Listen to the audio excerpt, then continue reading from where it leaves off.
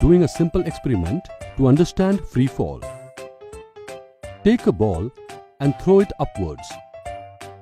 We see that the ball goes to a certain height and then it starts falling.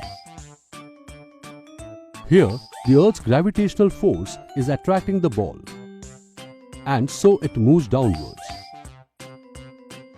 So, when an object falls towards the Earth due to the gravitational force, the object is said to be in free fall. When an object is in free fall, there is no change in its direction,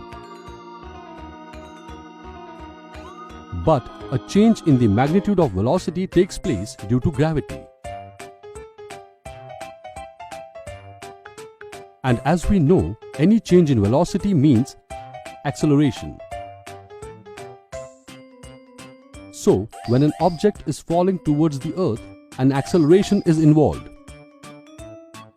And the acceleration is due to the gravity of Earth.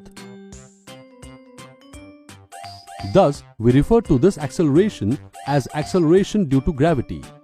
It is denoted by g. Its SI unit is the same as that of acceleration, which is meter per second square. Now, let us derive the formula for acceleration due to gravity. As we know from the second law of motion, force is equal to mass multiplied by acceleration. Let the mass of the ball in the previous activity be m, and as we learned, there is acceleration involved in a free-falling object, which is denoted by g. So, the magnitude of the gravitational force F is equal to m multiplied by g. As we learned in previous video, F is equal to gm multiplied by m upon d square. Therefore, from the previous two equations, we can write m multiplied by g is equal to gm multiplied by m upon d square,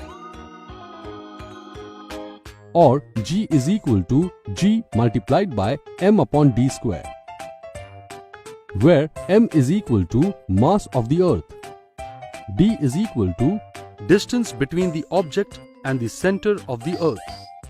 Let an object be near the surface of the Earth. Then the distance d in the previous equation will be equal to r, the radius of the Earth. Therefore, for objects near the Earth's surface, g is equal to g multiplied by m upon r square. As you might know, the Earth is not a perfect sphere. The radius of the Earth increases from poles to the equator. Where do you think the value of acceleration due to gravity is more on Earth? At the poles or at the equator? The value of acceleration due to gravity, g, is more at poles than at the equator. The value of g is more or less constant on the surface of the Earth or near the Earth's surface. But for objects far from the Earth, we can calculate g using the formula g is equal to g multiplied by m upon d square. Now, let's see how we can calculate the value of g.